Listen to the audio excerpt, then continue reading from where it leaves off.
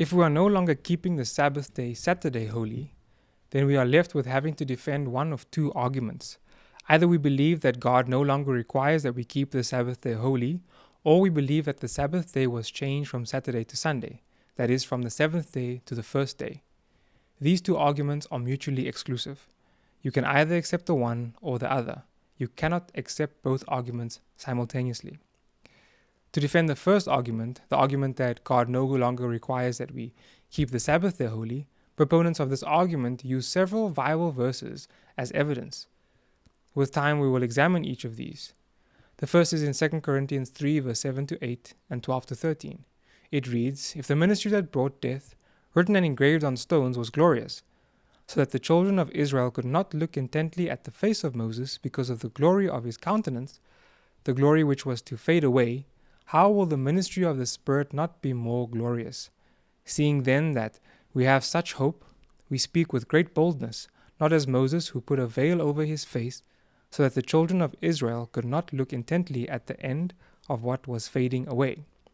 This verse appears to stand as evidence that the Ten Commandments, which were engraved on stone, have been done away with, or faded away.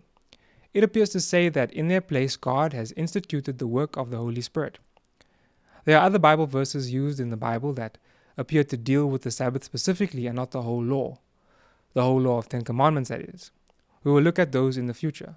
But for this passage specifically, let's take a step back and ask ourselves, would God really do away with the 10 Commandments? Is God okay with us using his name in vain, or worshipping idols, or committing murder or adultery? As Christians, we can't accept that. This passage cannot mean what it appears to mean upon surface reading. The passage is not saying that the 10 Commandments are to fade away. Rather, it's a specific ministry that is to fade away. It calls this ministry glorious, and it says that Moses had glory. It then says that this ministry would be replaced by the ministry of the Holy Spirit, which would be even more glorious.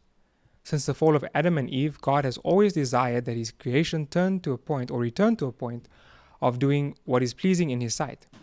The purpose of the plan of salvation is to bring men and women to the point where we are keeping God's commandments faithfully.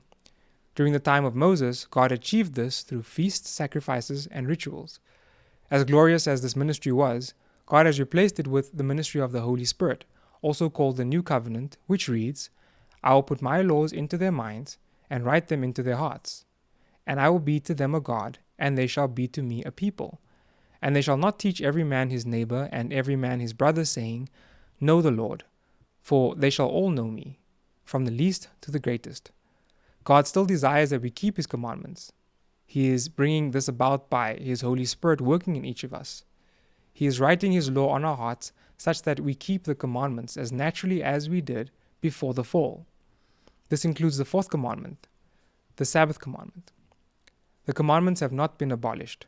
Rather, the old method or ministry of achieving faithful obedience to the commandments has been abolished.